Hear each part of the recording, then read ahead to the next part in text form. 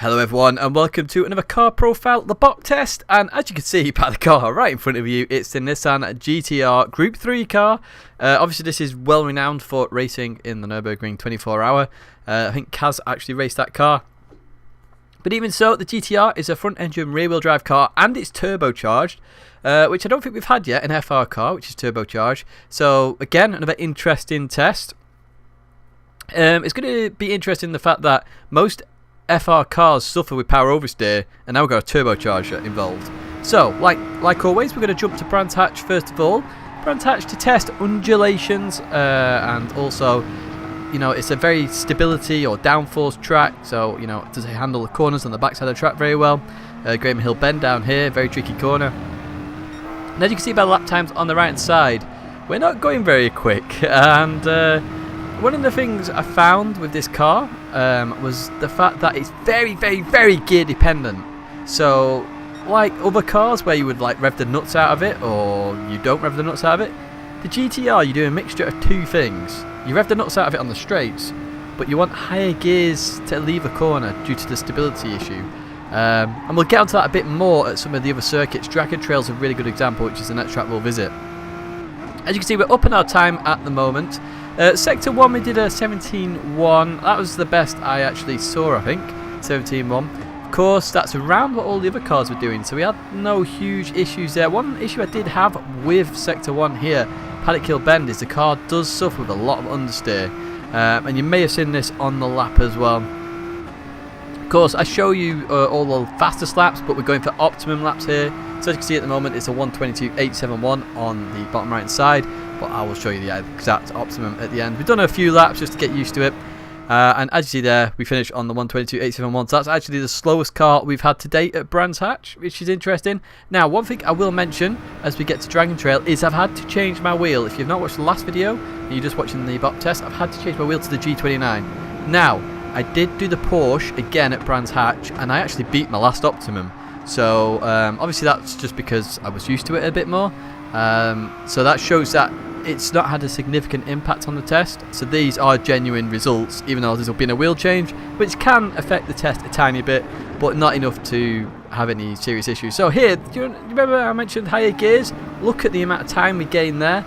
Now, I absolutely nailed the first corner, to be fair, so I couldn't actually beat that every lap. But I see on lap 13 again, I was giving the car a bit of a chance, because it was struggling with understeer. As you see here, look at the understeer. I'm having to lift just to keep the car going.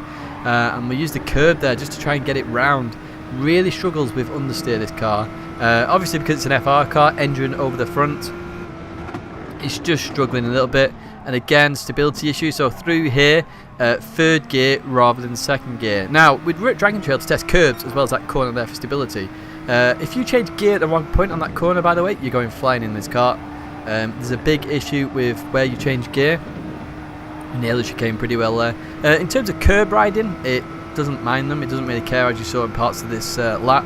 It can ride the curbs, no problem. It's got significant ride height that it's fine. So we're all good. Again, third gear rather than second. Second in the end would be slightly quicker, but as you see there, even in third gear, we're struggling with the rear end coming out a little bit because the turbo's kicking in. And it's also, as I say, an FR car, front engine rear wheel drive. So we get a 1:37.150, which again is the slowest lap to date at Dragon Trail in terms of optimums, by a 10th. So we go to Interlagos, we're testing undulations here, curb use again. One of the big surprises actually, Interlagos. So we're not going that quick, as you can see by the right hand side, and it's quite early on in terms of lap 7 out of 10. We do a minimum of 10, remember. We might do more if we feel there's time there to be gained. First sector. This car is brilliant at, and I don't get why. Now, it is a power car, so it's obviously very quick on that first straight, but a 23.0, there's not much coming close to that. I think the Porsche may have beaten it, but I don't think anything else did in the first sector. It's something I might have to look at. But it was really good in that first sector. However, in terms of handling in the middle sector, it was atrocious in this part. So you just see I'm struggling here. I can't decide between third and fourth gear coming into here. Again, it's struggling with understeer, trying to get the car around. You see the ghost go fly in there to the left, struggling with understeer. Coming out of this corner, very sketchy corner in this car because of the slight movement in weight, and then the turbo, and then just the fact that it's a FR car. All sorts happens on that corner. Again, out of this corner, you've got to be very careful. The bump here unsettles the car. So I have to lift, let me get back on it, excuse me, and then into the left. As you see, I'm not fully better yet, but we've got a car profile. And we're going to have car profiles every day this week, apart from one day where I'm uploading something else, which you'll see why. Basically, it's going to take like 40 hours to upload, so that's the reason why that particular day won't have one. Even so, we continue on, and this is obviously going to be a very quick lap. I think it's a quick in terms of GTR anyway. It's a 1:31.3, and then we get down to a 1:31.2, so we are the slowest again. Wow, I did not realise that. We're slowest again at Interlagos. Now we come to the two bounce circuits of Nürburgring and Suzuka. Now, strangely, at this circuit, if you look on the right side, we're fairly consistent in terms of lap times. And the car, because obviously I've gained an understanding of the car a little bit, and understand obviously the higher gears and lower gears work well, but it felt quite stable at this track. Not sure why, just felt stable, so we could be consistent. However, as you look at the optimum at the bottom right, it's a 1:55.8 so far, which is still the slowest by a mile actually, and in fact we're well over a second behind the Porsche and the Lexus. And the main thing I've found with this car is it's about putting the power down. As you can see, I'm losing the rear end constantly. I'm having to wait to release the steering before I can put the power down, and I think that's where it struggles. Now it's a power car.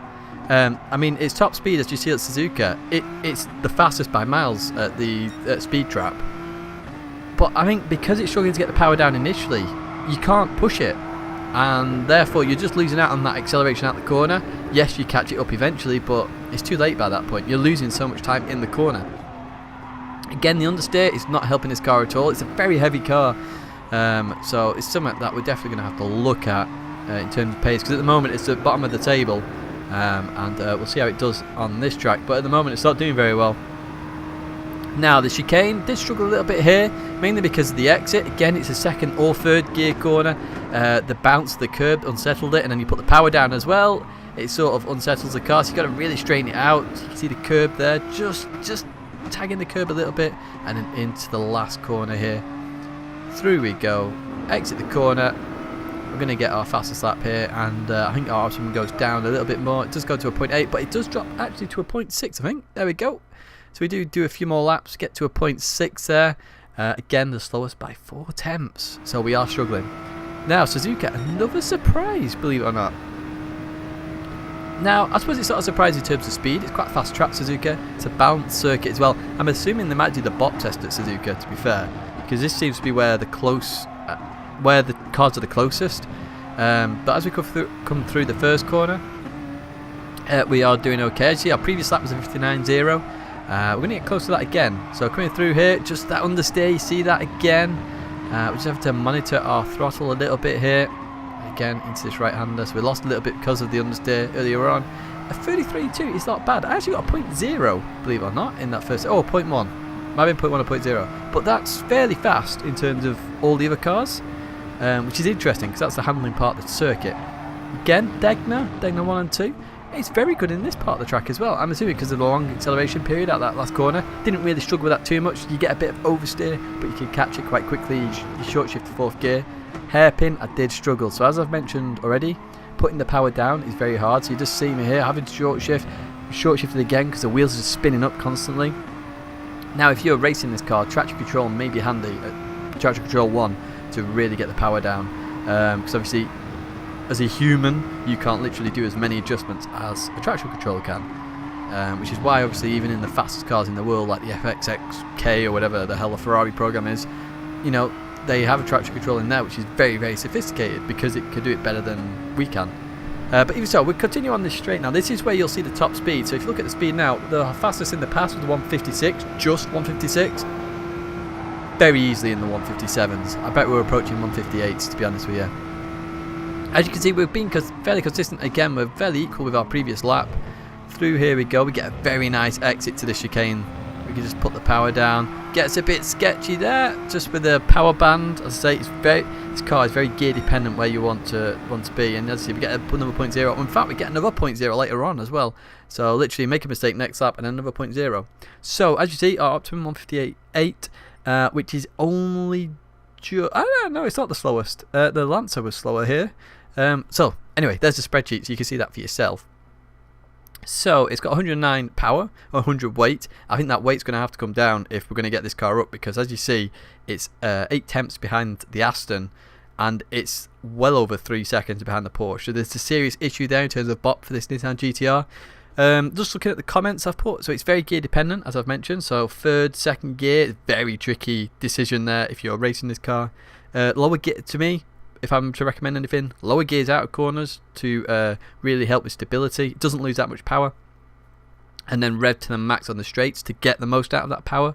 It's got absolute tons of understeer. It's crazy how much understeer this car's got. And power oversteer does happen. As you saw, the car was very twitchy. And undulations do affect the amount of understeer. So, you know, Paddock Hill Bend, the left in the middle section into Lagos really struggled there. You saw that. It struggles with understeer basically because of the way the car is. And that's the issue. Now, I've given it a risk indicator of 8 because you're going to have to be smart in how to use this car.